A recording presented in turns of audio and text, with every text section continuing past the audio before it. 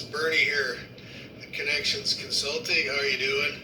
It's still Friday and Thanksgiving weekend, and we're on the abundant life now. It's like these barbecue clippers. You grab a hold of your burger. You know, I once chased a girl out of my kitchen with a spatula. Get out of here, shoo now, I'm cooking. Or give my kids the odd little snap with a tea towel, you know, and play around a bit and have some fun, right? Joking and enjoy life. Well, the abundant life, what is it? It's an attitude, right? So, you know, like these clippers grabbing your burger, you kind of got to know what you're up to and, you know, have all the right tools in your life. And abundant life thinking can be in your business or accommodate your personal life as well. And one of the ways I came to this point in believing what the goodness of abundant life is, because people will sell you all kinds of ideas about what it is, and often it's associated with how much money you have, and that couldn't be, you know, truer in some ways, but if you're not happy, are you enjoying your money? You know, so the abundant life comes with an attitude of success. You know, you've perhaps defined your own personal success statement in life.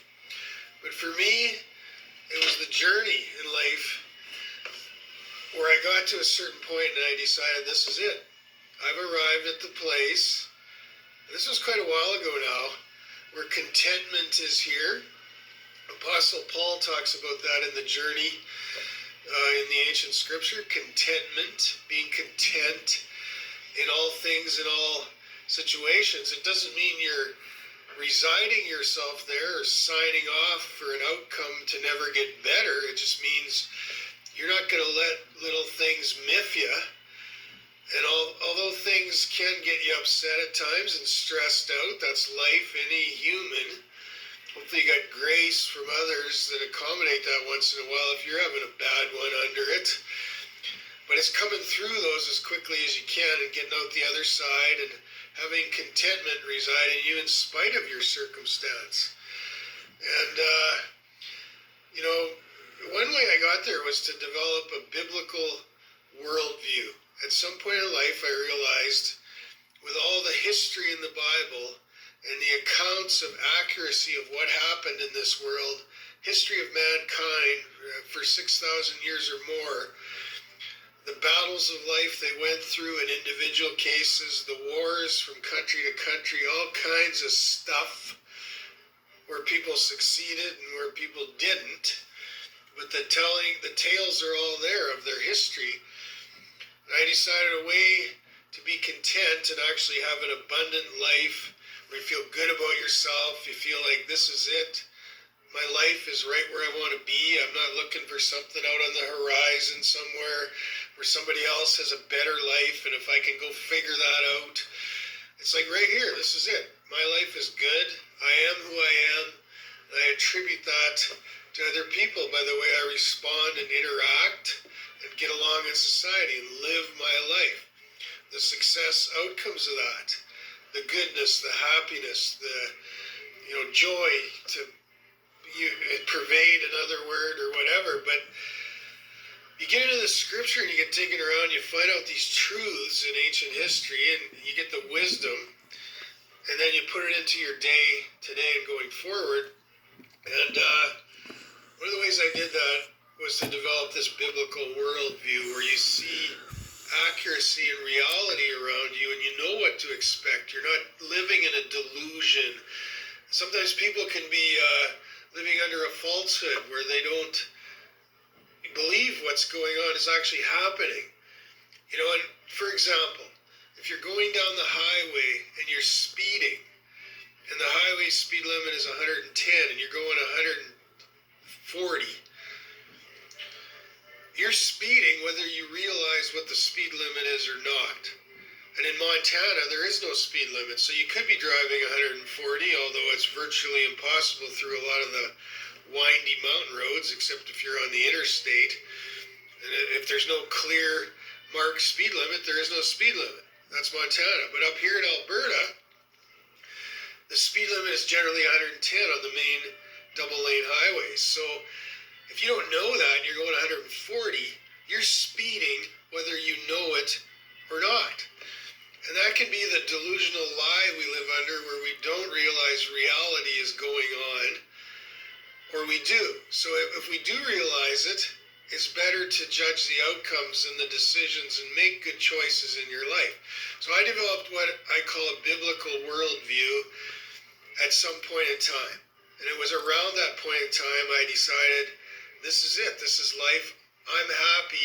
I keep progressing towards improvement and creating greater things in all my outcomes, my physical fitness, my health, my relationships, my financial wealth, my accommodation, where I live, all of it, right? Get into a better situation. But contentment can be here today. And when I made that decision, life started to change because I developed a greater sense of inner peace inside me. And that's what I want to give to you today in this encouragement pro called the Abundant Life. What is that biblical worldview exactly?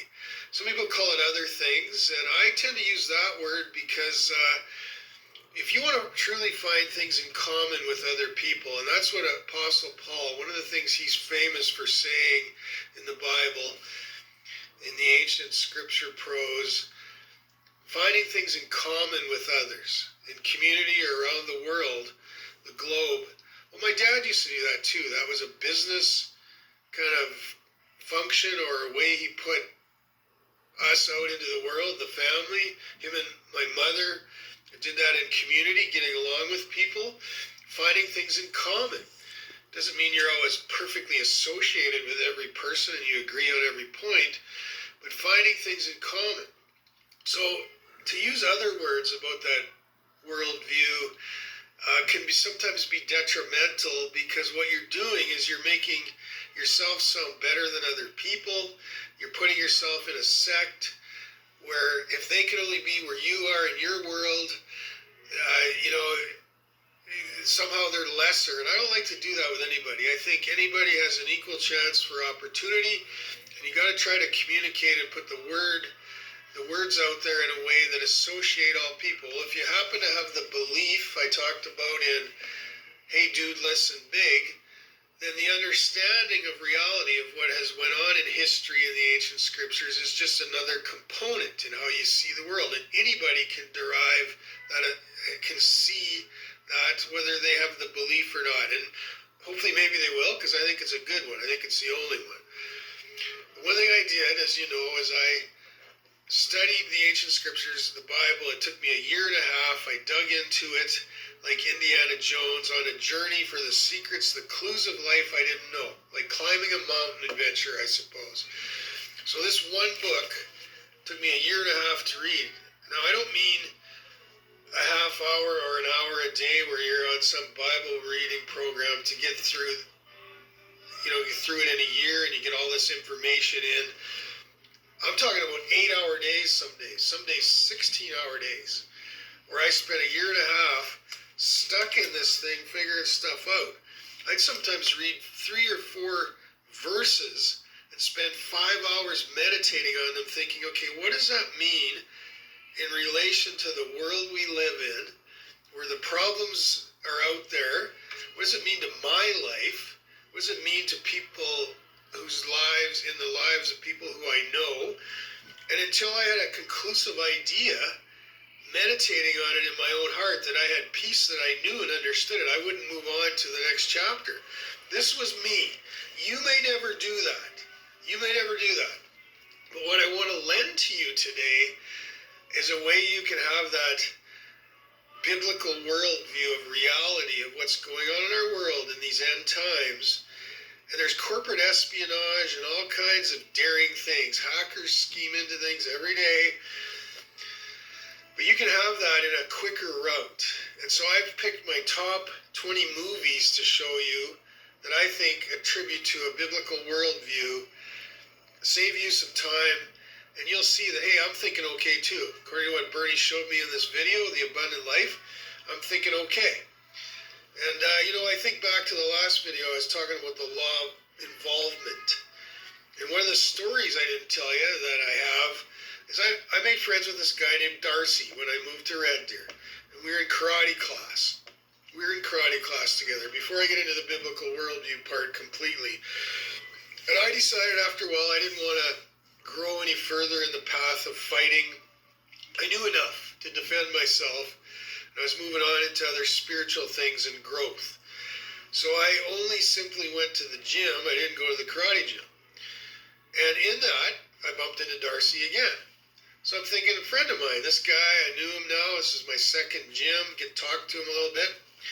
Well, maybe this guy and I should be friends, So I thought, hey, I think he'd kind of like some of the things I'm doing on this spiritual apt of things. Get him epped up on it. Hey, why don't you come out?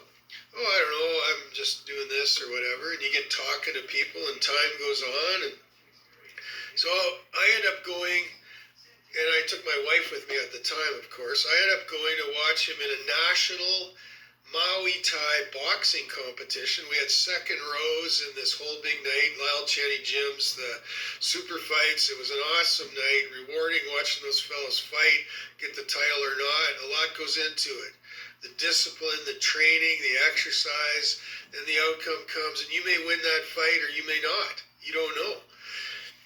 So in the Good Samaritan Pro side of our business, what I want to talk about on that journey, that learning experience, Darcy ended up hanging around more with me as I got on my spiritual journey. And I thought, well, I might as well invite this guy to come along. I don't know what he's doing. He's got his own work, and he's got his profession in boxing, and he's doing some other fitness things. But he seems like he wants to connect and maybe get involved in some of what I'm doing. I was pretty focused. That was my total life at that point for that 10 years, the first 5 specifically in that journey.